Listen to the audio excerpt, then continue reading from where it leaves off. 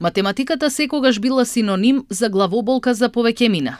Но од февруари годинава, директорите на 46 образовни институции на територија на град Скопје мака мачат да го пронајдат Питагора во себе и да ја решат оваа формула по која се пресметува новата тарифа на БЕК за да ги платат сметките за парно. Билјана Билбиловска е директорка на најновото и најмодерно училиште во државата, Киро Глигоров.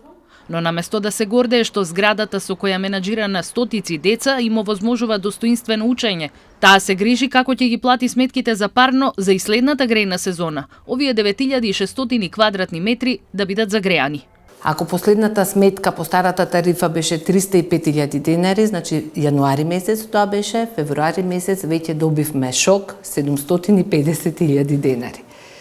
Се јави во БЕК и сметав дека е некоја грешка, бидејќи ние не бевме информирани дека има настанато промена и во тарифата, зборувам ние како училиште.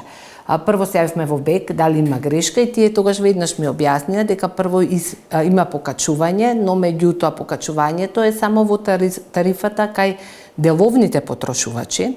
Ние како училишта секако тоа не можеме да го издржиме, бидејќи ние немаме посебни своји буџети кои што би можеле тие сметки да ги покриеме секако.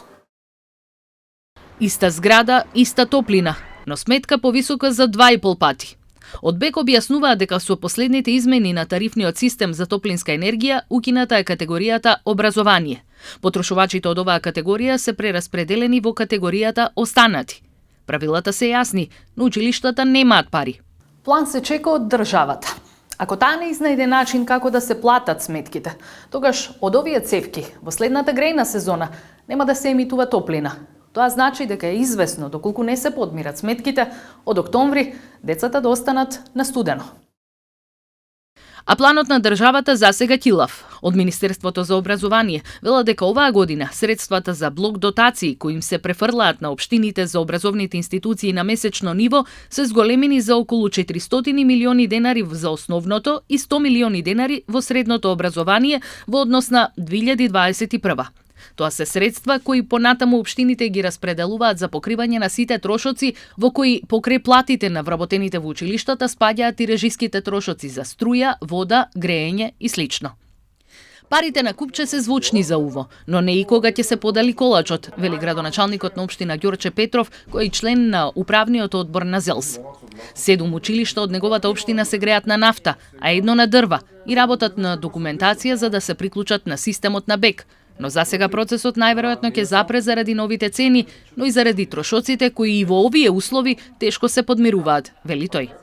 Тој дел од дотациите кои што ги имаме за оваа година, апсолутно дека нема да ги покрие овие издатоци кои ние ќе имаме. Пари секако немаме во моментов. И се тоа што го зборам би се реализирало доколку обезбедиме кредитирање или грантови средства од трети страни.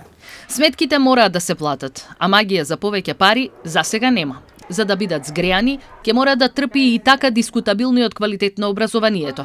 Директорката на Димитар Попгеоргиев Беровски објаснува како ќе се штеди за да се платат сметките. Решение немаме некое посебно. Според финансовиот план имаме намалување на секое конто. И за нагледни средства, за дополнителни средства што купуваме книги што не треба за библиотечниот фонд и така натаму. Еве за информатика. Информатичко општество моментално имаме 0 денари. А што значи тоа? Да купиш нови лаптопи, нови компјутери, IT уреди кои што се потребни во наставата, нели? Што е најважно моментално, нели? Сега со новите проекти на секаде ви треба да имате информатика. Правото на образование е неприкосновено право на детето. За да не биде загрозено, се поизвестно е дека од следната година ќе се крати од неговиот квалитет преку намалување на средства за учење или преку изнајмување и распродавање на училишниот имот.